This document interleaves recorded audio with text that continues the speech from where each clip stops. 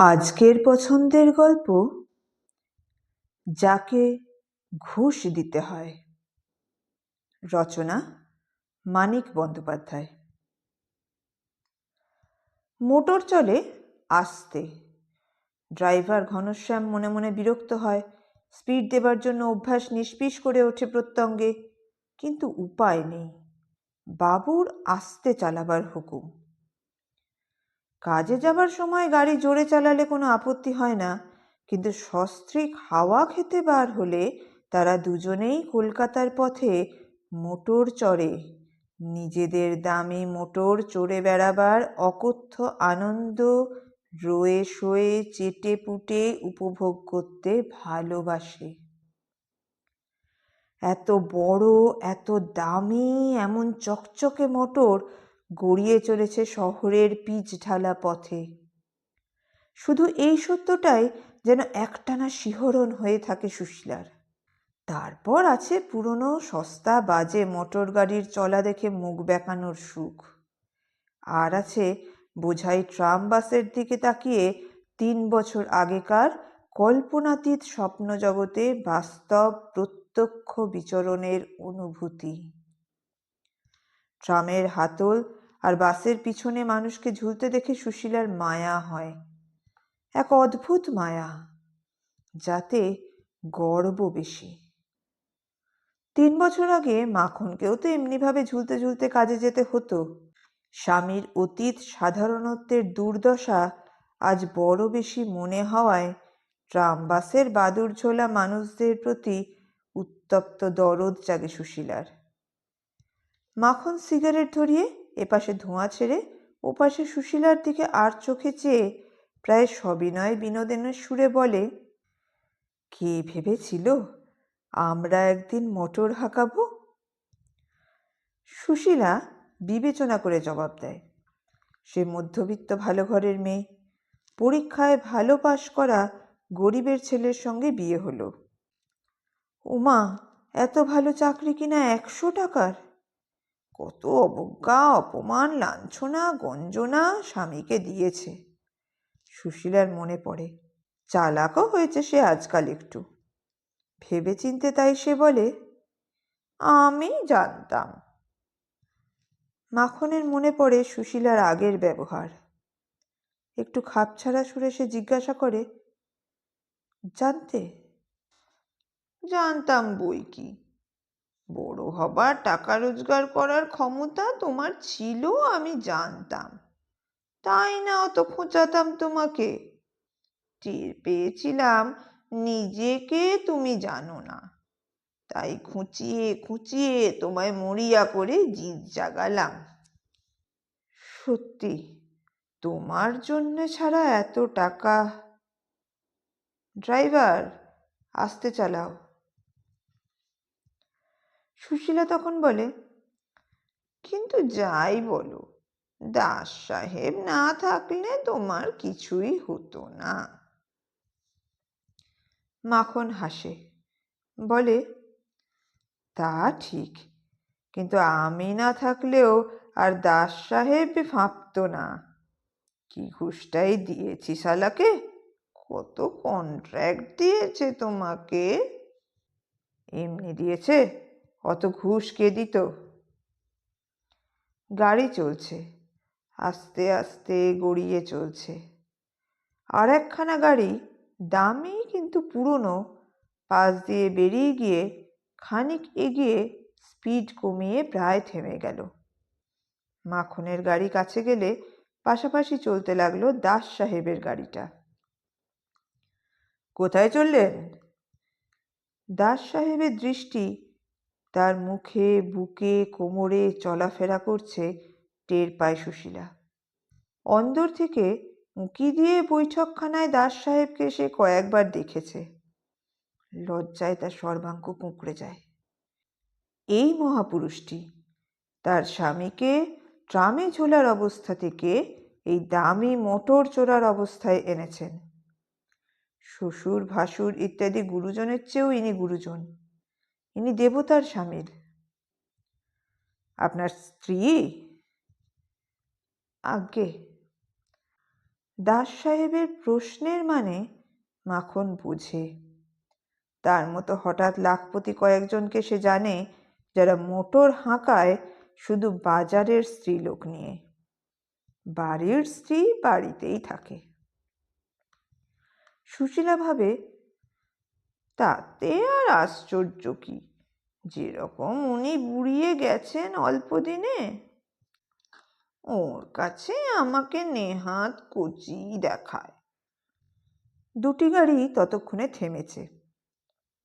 পিছনে অন্য গাড়ির হর্ন শুরু করেছে অভদ্র আওয়াজ। দাস সাহেব নেমে এ গাড়িতে এসে ওঠে। ড্রাইভারকে বলে দেওয়া হয় এ গাড়ির পিছনে আসতে। দাস সাহেব ভেতরে ঢোকা মাত্র সুশীলা টের পায় এই বিকেলবেলায় সে মদ খেয়েছে। আপনার স্ত্রীর সঙ্গে তো পরিচয় করিয়ে দেননি? এই যে দিচ্ছি, শুনছো, উনি আমাদের মিস্টার দাস। পরনের বেনারসির রঙের মতো সুশীলা সলজ্জ ভঙ্গিতে একটু হাসে, নববধূর মতো। বউয়ের মতোই যে তাকে দেখাচ্ছে, সুশীলার তাতে সন্দেহ ছিল না। দাস সাহেব আলাপি লোক, অল্প সময় আলাপ জমিয়ে ফেলে। যে চাপা ক্ষোভ শুরু হয়েছিল মাখনের মনে, অল্পে অল্পে তলে তলে তা বাড়তে থাকে। স্ত্রীর সঙ্গে এখন যখন কোথাও যাচ্ছে, বিনা আহ্বানে কেউ এভাবে গাড়িতে চড়াও হয়ে তাদের ঘাড়ে চাপে না। অন্তত যাদের সঙ্গে সাধারণ ভদ্রতা বজায় রাখবার কিছুমাত্র প্রয়োজনও মানুষটা যদি বোধ করে। বারবার এই কথাটাই মাখনের মনে মনে হতে থাকে যে অন্য কেউ হলে তার সঙ্গে এরকম ব্যবহার করার কথা দাস ভাবতেও পারত না। দাস বলে, চা খেয়েছেন? সুশীলা বলে, না। আসুন না আমার ওখানে, চাটা খাওয়া যাবে।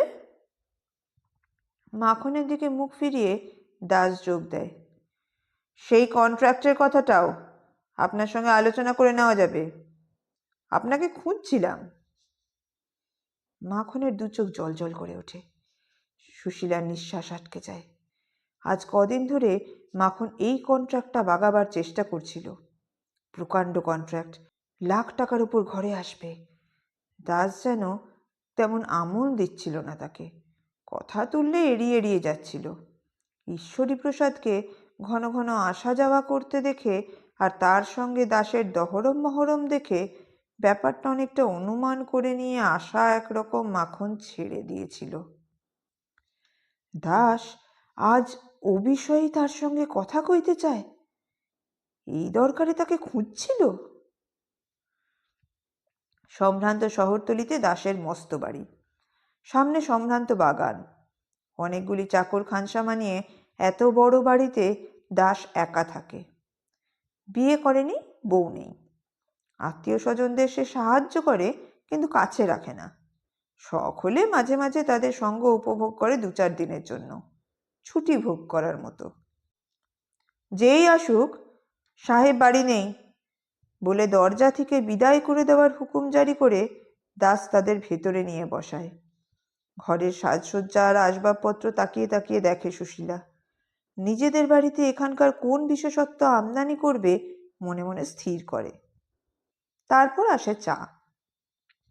এ কথা হতে হতে আসে কন্ট্রাক্টের কথা। সুশীলার সামনেই আলোচনা চলতে থাকে। গভীর আগ্রহের সঙ্গে সে সব কথা শুনবার ও বোঝবার চেষ্টা করে।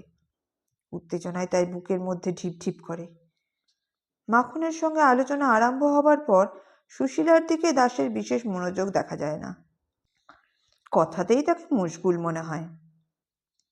বাইরে সন্ধ্যা ঘনিয়ে আসে, ঘরে আলো জ্বলে স্নিগ্ধ। তারপর দাস বলে, হাওয়ার্ডের সঙ্গে কথা বলা দরকার, বসুন, ফোন করে আসছি। ঘর থেকে বেরিয়ে যাবার আগে সুশীলার দিকে চেয়ে হেসে বলে, খালি কাজের কথা বলছি, রাগ করবেন না। সুশীলা তাড়াতাড়ি বলে, না না। দাস চলে গেলে চাপা গলায় সুশীলা বলে, 1.25 লক্ষের মতো হবে। বেশিও হতে পারে। ফেরবার পথে কালীঘাটে পুজো দিয়ে বাড়ি যাব। গলা বুঝে আসে সুশীলার। খানিক পরে ফিরে আসে দাস। মাখনবাবু, আগে হাওয়ার্ডের সঙ্গে কথা বললাম, আপনাকে গিয়ে একবার কথা বলতে হবে। কাগজপত্রগুলি নিয়ে আপনি এক্ষুনি চলে যান, দুটো সই করিয়ে নিয়ে আসবেন। দাস নিশ্চিন্তভাবে বসে। আমরা ততক্ষণ গল্প করি, আপনাদের না খাইয়ে ছাড়ছি না। দাস একটা সিগারেট ধরায়। সুশীলাকে বলে, উনি ঘুরে আসুন, আমরা ততক্ষণ আলাপ জমাই। আর এক কাপ চা খাবেন? সুশীলা আর মাখন মুখ চাওয়াচাই করে। পাখা ঘুরবার আওয়াজে ঘরের স্তব্ধতা গম গম করতে থাকে। মাখন আর সুশীলা দুজনেরই মনে হয় আওয়াজটা হচ্ছে তাদের মাথার মধ্যে, অকথ্য বিশৃঙ্খল উদ্ভট আওয়াজ। তারপর মাখন বলে, তুমি চাটা খাও, আমি চট করে ঘুরে আসছি। সুশীলা ঢোক গিলে বলে, দেরি করো না। না, যাবো আর আসবো। গাড়ি রাস্তায় পড়তেই মাখন ড্রাইভারকে বলে, জোরসে চালাও, জোরসে। পাঠ ভালো লাগলে একটি লাইকের মাধ্যমে তা জানিয়ে যান। আর এই রকম গল্প আরও শুনতে চ্যানেলটি সাবস্ক্রাইব করতে ভুলবেন না। ধন্যবাদ।